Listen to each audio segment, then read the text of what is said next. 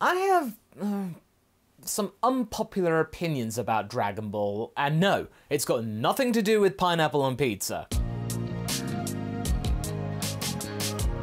Hey folks, MasakoX here. Now, when it comes to thoughts and opinions concerning Dragon Ball, we all as a collective have tons of those. Seriously, we spend our time analysing the series quite a bit and coming up with our own ideas about the show to which we so cherish. Or sometimes lament when things go a certain way that we don't like. But having said that, things don't necessarily pan out the way that we expect. It's pretty obvious to realise, sometimes we formulate ideas and opinions that don't gel well with the community, or on the rare occasion maybe elicit harsh blowback for even suggesting the idea. That's what I want to talk about today. Some things which I have come to the conclusion with over my time watching Dragon Ball in regards to it, and my time with the series as a whole. 20 years of that, and yeah, most of my life has been revolving around this show. That makes me feel old. Well, I guess this is with me until I go to the grave. Fun fact, by the way, one of my ushers actually suggested that I walk down the aisle before Philly, you don't do that, on a skateboard made to look like Nimbus. Needless to say, that was turned down since our wedding was very traditional. I don't think my elders would have taken too kindly to watching that, but yeah, I guess it's sort of fun. Anyway, let's talk about 15 of my opinions which I think would at least generate conversation from you lot as to why I've come to that conclusion. And if you have unpopular reckonings of your own, don't worry about it, it's okay. Freely list them in the comments and perhaps we can come up with a people's choice of unpopular opinions. Or would that actually defeat the purpose? Because then they'd be sort of popular.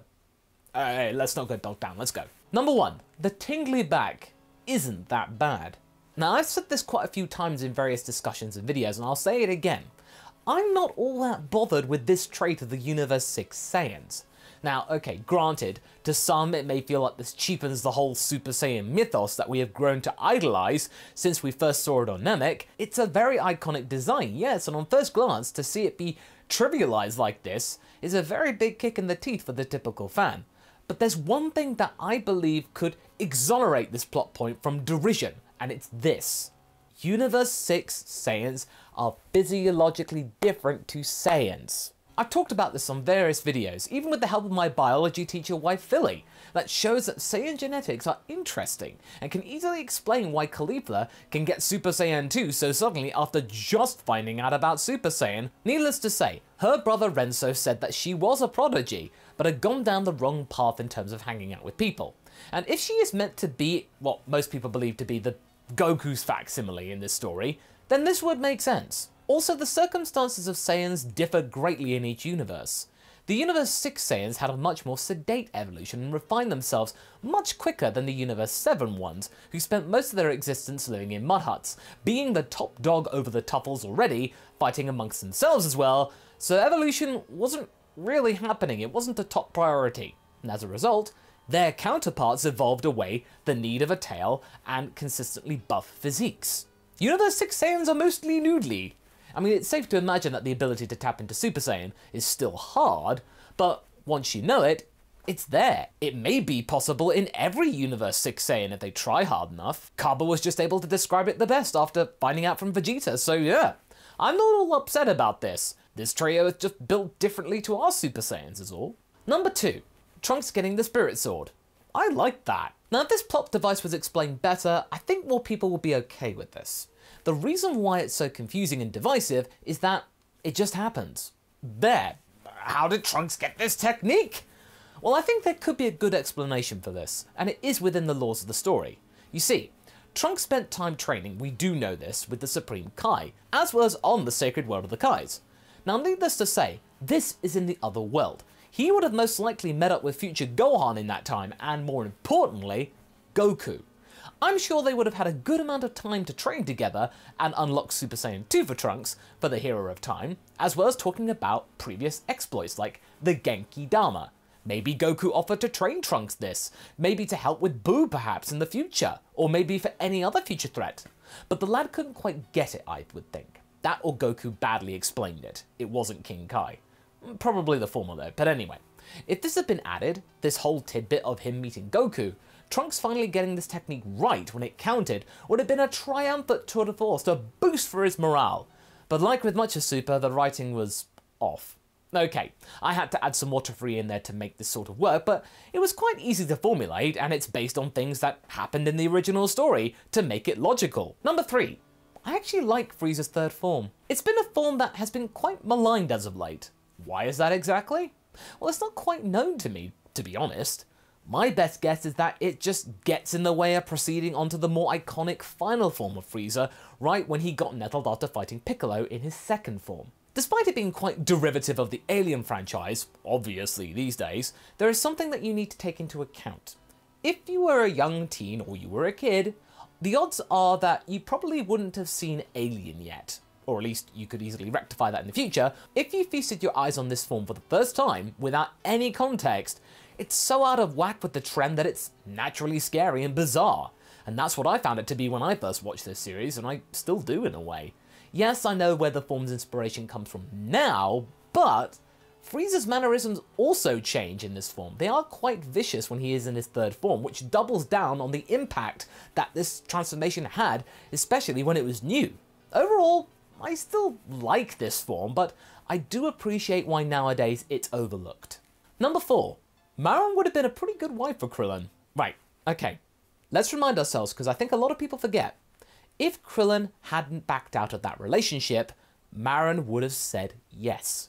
She even hung on to him in terms of loving him in the Android saga, but, you know, she couldn't stick around. But before you say anything, I do not think that she would have been a better wife than Android 18. She's a very good and much more sensible choice for our little guy. She is very hard but fair, as well as being a cheerleader for him, as well as being tough in her own right, and really being the best family, quite frankly, the most stable one in the entire series. That being said, there is one thing that Marin and 18 have in common in my eyes, is that they both appreciate that Krillin to them is a breath of fresh air from the people they usually experience. Krillin in his adult years is quite the good guy, as well as being a guy who can lift. He is very desirable for most women, and Marin definitely saw the good in him and was prepared to actually marry him, become his wife. And this is for someone who was quite young, quite precocious. Yeah, Krillin being able to tame her is actually quite impressive. But that doesn't admonish her of any ill feeling, of course, because she did immediately drop him when he let her go, but I probably chalk that up to the Toei writing staff writing that bit of filler, going, right, okay, she's gone, Krillin's not involved, let's just write her out quickly, she won't be lingering around, that way she won't impact the story. It's all part of the filler process, I'm afraid. You've got to write out filler characters entirely, or else risk too many questions to be had. Well, yeah, okay, to be fair, if the original author likes that filler character, they could write them in the future, but this is the here and now. If Krillin married Marin, she would have been pretty loyal, very simple, and probably keen for stability, much like 18. So she would have been a decent partner for him, but not the best one though. That is 18 through and through though. But I still think Marin would have been alright. Number 5. Pigtail Videl. This surprises me quite a bit. I had a crush on Videl in my teenage years when I was first watching Dragon Ball. I even once considered naming my child after her when I was at that age. What the hell was I thinking? But ever since I first watched the Boo saga, I preferred the pixie cut. It looks good on her, as it does it on most characters that sport it. The pigtails never really did it for me, to be honest. I understand its narrative significance in showing the progression in character development that she goes under after meeting Gohan, as well as finally getting some direction in her life, but it seems like the fandom's consensus is that the pigtails are the best. They are the king. Or queen, to be accurate. I don't know, it's just not for me, honestly. Number 6. Gogeta in the Broly movie was a bad character. Gogeta is my favourite fusion, hence why this thought is strong in my mind. What I saw in the Broly movie was visually spectacular, breaking through dimensions, but upon further viewing after the fact, Gogeta's personality seemed a little familiar. And then I remembered. That's Vegeto's persona, in Gogeta's body. The Gogeta that I remember from Fusion Reborn, my personal favourite Dragon Ball movie by the way, was a stoic warrior who was precise and blunt with Vegeta's nous to get things done, as well as having a vicious streak. But not being mean or bad, a good guy still, but very, very stern. However, the Gogeta we see in the latest outing is basically the same loud, cocky demeanour that we got in the Buhan and Zamasu fights with Vegito. In terms of his character, Gogeta was just a reskin of Vegito now, and it further emboldens my belief that the two are now pretty much the same thing, but only vary in terms of accessibility. Whatever you have to hand, earrings or a dance. They're not really distinctive anymore, and that's a real shame. Number 7. Chi-Chi was right to be frustrated. Age is a funny thing. When I was younger, I couldn't stand Chi-Chi, but upon getting older and understanding the grown-up character some more, I can now see why she acts the way she does. Yes, she is very highly strung and irrational at times, but she can't help it. Toriyama wrote her that way to make housewife jokes which were acceptable in the 80s. And regarding why she acted the way she did, she is sort of reasonable in trying to ensure that the carefree nature of Goku's doesn't get fully transmitted to Gohan. It would be a liability going forward. Goku's mood and behaviour isn't all that conducive to functioning society on Earth, and so Chi-Chi would face an uphill struggle to make it that Gohan would be a contributing member of that society, as well as being well adjusted. And as the future shows, it works. He is very much good at that. This one has changed over the years to be sure, and hey, it really just shows that it's okay for your opinion to change. Number 8. Jiren's character design is fantastic. In terms of his personality, it could do with some work, of course, but when it comes to how he's designed, I'm absolutely bowled over at how much I love it. Why? Well, it follows the old trick of Toriyama's to subvert expectation. In Jiren, we see the typical grey alien stereotype, only slightly different. Well, okay, I say slightly. Here, instead of seeing a small and scrawny creature like you see in many sci-fi movies, we see a complete and utter beefcake with the other attributes intact. It goes against the grain of what we expect with that stereotype and conception. I have no fault at all when it comes to how Jiren looks. I just wish that the personality matched the level of detail. Number 9. I can't stand Kid Goku. At first. What I am talking about here is the first arc Goku, the first 13 episodes or so. In that, Goku is quite generic, very plain. He is a boy who likes to fight, and that's it. What makes this story work the way it does is how the other characters bounce off of him. In terms of his personality, he is very one-dimensional, and if he had no interaction with people, he probably would have been okay just living in the woods for the rest of his life, with no real reason to socialize with people, no problem at all. His costume is plain. His personality is plain. He is a plain country bumpkin. That is until Bulma shows up. When you throw other people into the mix, he then comes alive, and it all starts to work. I understand that Persona is very famous for having a very basic main character, so as to transpose yourself into their position and feel more immersed in the experience. That character is basically you. But Goku isn't a Persona character, and so therefore should have had a better character at first. In fact, it was so mixed that Dragon Ball was almost cancelled in terms of the manga after the first arc ended. It was very risky business to do this. Number 10. Super Saiyan Blue Evolution is pretty good. For what it is. Let's be real, the hate this form gets is not really justified. It's following the Super Saiyan grading process like we saw in the Cell Saga and Super Vegeta, so why doesn't it work here? We loved that back then, so why isn't that the same here? Well, Super Saiyan Blue isn't as well loved as the original form. That doesn't help at all if you don't have nostalgia backing you up. Then you get the visual presentation, which was far too post-processed. There was so much bloom used, you could barely see Vegeta's feature, or even Vegeta at all. It was a bit of a mess, to be honest, I will agree with you there. However, when you start to pare all of that back and look at the form proper, you can start to see the merits of it. It's Vegeta's alone.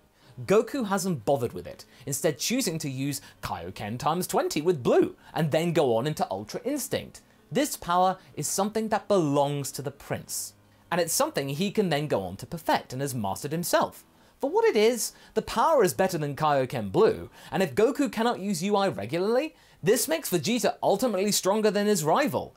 He's Super Vegeta Blue if you want to be blunt, pure and simple, if that makes you feel better. Number 11.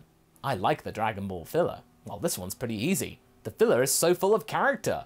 In fact, Super's filler had some of the most amusing and entertaining moments in the series, when the characters actually got a chance to be people, not fighting for the prize, and interacting with one another. To me, this feels the most natural, and something I strive to do more with Dragon Ball R&R. Give the people we love in Dragon Ball the chance to be people, and have the chance to do things that don't involve punching people, facing up against an enemy. Sometimes the filler can be a little long in the tooth, yeah, but we have had some very famous moments which become the most memorable parts of the show, like Goku hurling a tractor in the air, the driving episode, the baseball episode. Need I say more? Number 12. I prefer Tenkaichi 2 more than Tenkaichi 3. This game lets you level up Raditz to level 65 and kick Piccolo's bottom. For that reason, this game wins my heart. I don't need to say any more. Number 13. The second half of Evolution was okay. Now don't get me wrong, the first half of this movie was an utter letdown, totally unlike Dragon Ball at all, especially with Goku having a crush with Chi-Chi in high school and then being susceptible to bullies. It felt wrong and nothing like what we expected. Goku being a damp squib in terms of jocks? Only him eating a drumstick in that first half was enough to save me. However, when we get into the lore of the show and see James Masters do his best as Piccolo, and remember, if it weren't for him, Piccolo would have been an albino Namekian. It was Masters' decision to make him green. We start to see more of the original DNA that was lost in the first half. As a result, I stuck out this film and watched it to the end. It was okay. Not the best, still disappointing, but tolerable. Not enough to save the overall package though. Number 14. I'm sad that power levels disappeared from the official story after the Namek saga. I'm a guy who loves numbers and statistics. You might be able to sense this whenever power levels come into play. I always talk about them. It fills me with satisfaction to see figures like that, as it makes the whole situation rather quantifiable. That's what I like. And from there, you can start to paint a picture as to how strong people are. It's something that I find pleasing to the eye and to the brain. When they vanished when we saw Trunks suppress power level of 5 and nothing else after that, everything felt lost. Granted, I understand why they went. The whole point of power levels was it was a legacy of the Freeza Force and a folly of theirs to show how silly they were to rely on machines to sense powers when we got the Dragon Team who can sense energy properly. I get it, but I still miss them. Number 15. Pan in GT isn't the worst. Sort of. This one's easy. The dub does her an injustice. Just watch the subs of GT to get a much better interpretation of the character. You'll have a better time. Especially since she is voiced by Yuko Miniguchi, the same woman as Videl. So, mother plays daughter, which is neat. Her Japanese dialogue is much less abrasive, so yeah. Really, Pan, she's not the worst. Unless you avoid the dub. So what do you guys think? Do you think this list is reasonable? What are your unpopular opinions that you have that other people might not? Leave a comment below and let's get this discussion going. And I shall see you in the next video. Catch you later!